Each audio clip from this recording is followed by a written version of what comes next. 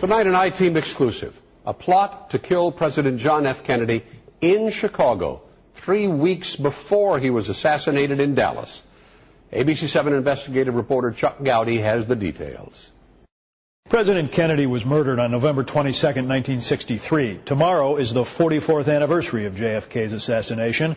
But Lee Harvey Oswald would never have had the chance to kill Kennedy in Dallas had an assassination plot in Chicago succeeded 3 weeks earlier. A plot that has been mentioned over the years, but tonight, the first details. Mr. Kennedy was due to arrive in Chicago the morning of Saturday, November 2nd, to attend an Army Air Force football game at Soldier Field and ride in a parade. Newspapers had even printed JFK's detailed travel plan from O'Hare to the Loop. Although police were preparing to line the motorcade route, Secret Service officials in Chicago were deeply troubled about the visit because of two secret threats. This man, right-wing radical and Kennedy denouncer Thomas Vallee, had arranged to be off work for JFK's visit. Vallee, an expert marksman, was arrested with an M1 rifle, a handgun, and 3,000 rounds of ammo.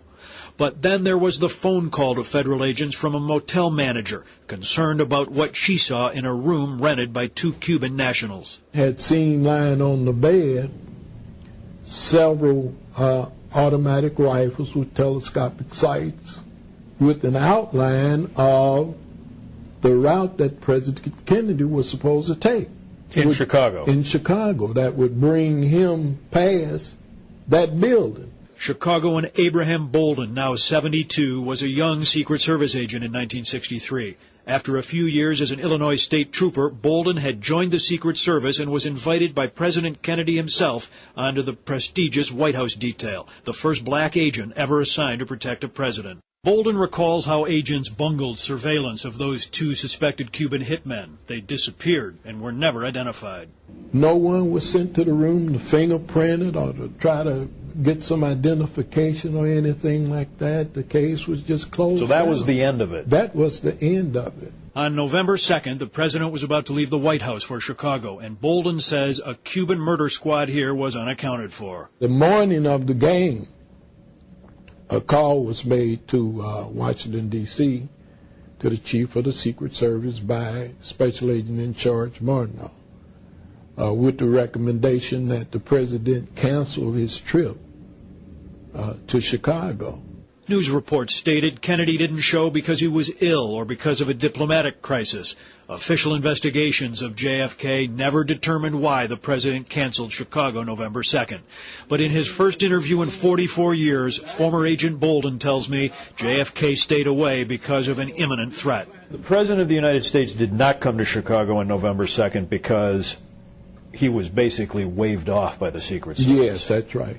Absolutely. It wasn't because he had a cold. No. Information about Vallee, his similarity in appearance and background to Lee Harvey Oswald, and details of the Cuban hit squad in Chicago were never given to federal agents in Dallas, Texas. Yes, that was not passed on to Dallas, correct? No, it was not. There's no evidence that they did.